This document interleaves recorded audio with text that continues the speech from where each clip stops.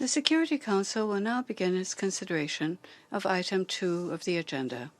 I now give the floor to Ms. Rosemary DiCarlo. Thank you, Mr. President. I last briefed this Council on Ukraine on 25 April, following the election of President Volodymyr Zelensky on 21 April.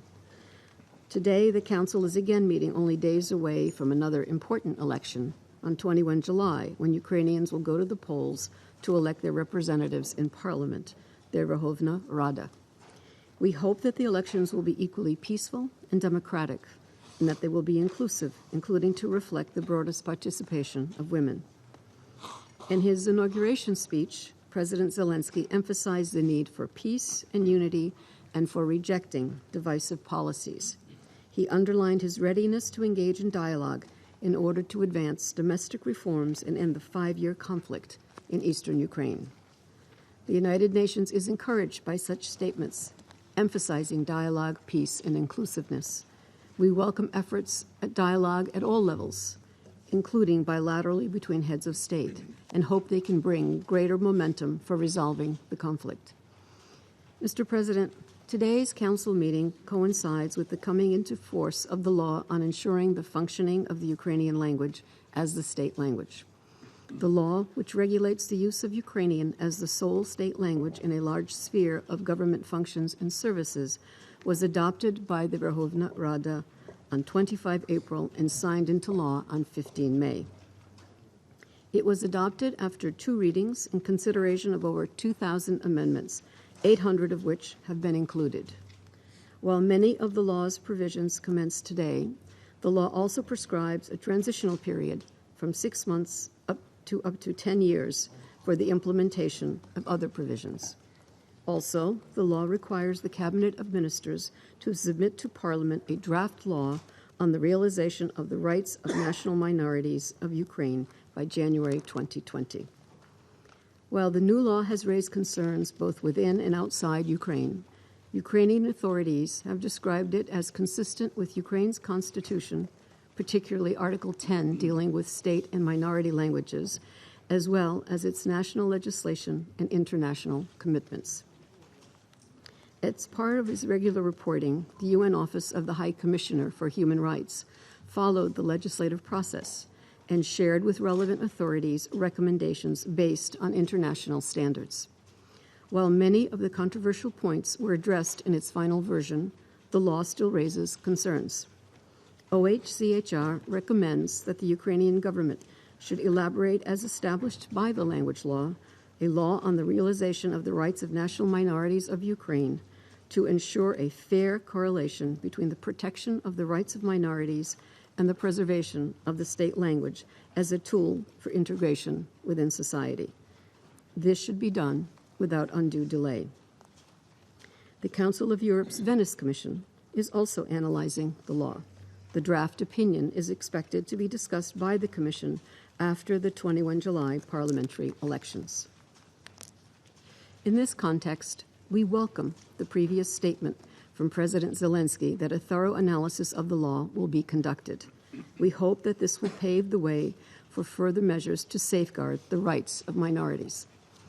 The Office of the OSCE High Commissioner on National Minorities has also advised the Ukrainian authorities regarding language questions in the interest of ensuring balanced legislation that unites Ukraine's diverse society. I therefore welcome the availability of the OSCE High Commissioner, Mr. Lamberto Zanier, to brief the Council in person on this issue. Mr. President, it is the 4th time since the beginning of 2019 that the Security Council is meeting on Ukraine. The current political transition in Ukraine takes place against the backdrop of the ongoing conflict in Donbass, many of whose residents continue to face serious daily challenges associated with an active conflict. In recent weeks, we have seen signs that with sufficient political will in the Trilateral Contact Group, concrete steps are possible to improve the security and humanitarian situation along the contact line. We welcome the 26 June disengagement of forces and removal of hardware at the Stanitsa Luhanska checkpoint, as reported by the OSCE's Special Monitoring Mission. Such steps should be further built on, We hope to see other confidence-building steps, including the restoration of the Stanica Luhanska pedestrian crossing bridge and the release of detainees. We note with regret, however, the persistent failure to reach agreement on a ceasefire. We wish to once again echo the call of the OSCE for all concerned to work constructively, including during tomorrow's Trilateral Contact Group meeting, in order to reach an agreement on this issue without further delay. The implementation of a lasting ceasefire should be accompanied by the withdrawal of heavy weapons from populated areas, disengagement of forces, and protection of civilians and critical civilian infrastructure. Mr. President, the situation at the contact line remains unpredictable and volatile. Periodic escalations of hostilities bring about various levels of intensity of military engagement.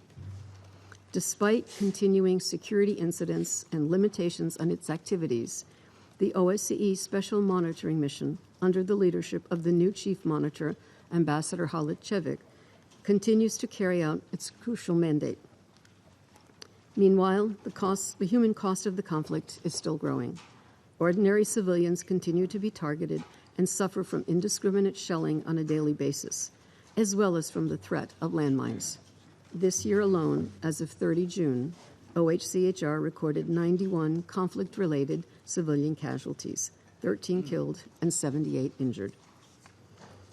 Fighting also continues to damage and disrupt civilian infrastructure.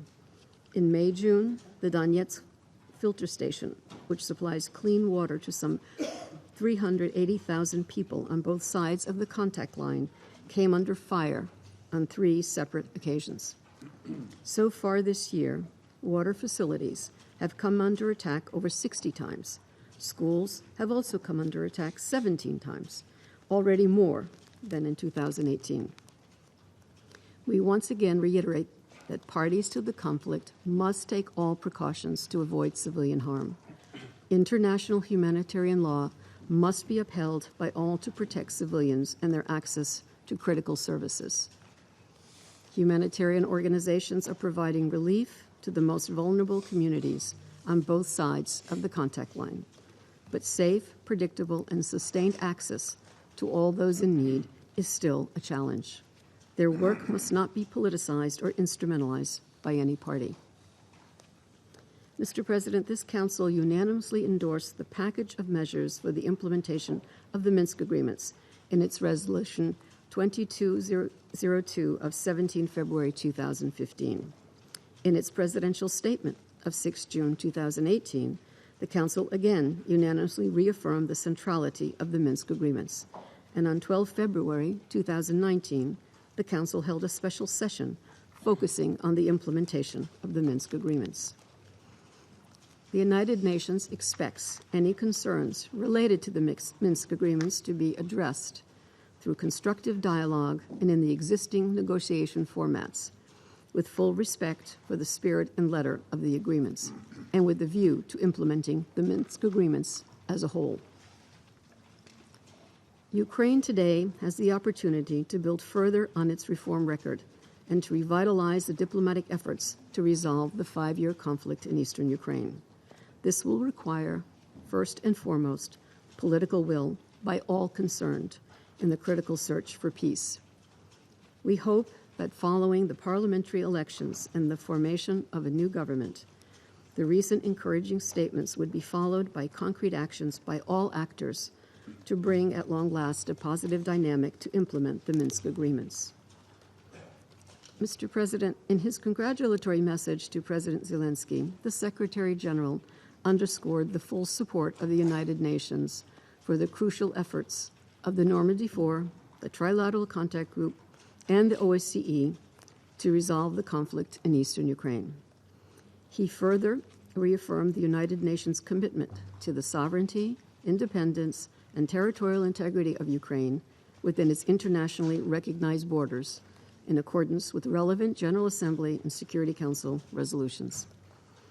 In a regional and global environment that is increasingly fragile, the opportunity for the resolution of the conflict in eastern Ukraine is also a chance to achieve greater peace and security in Europe.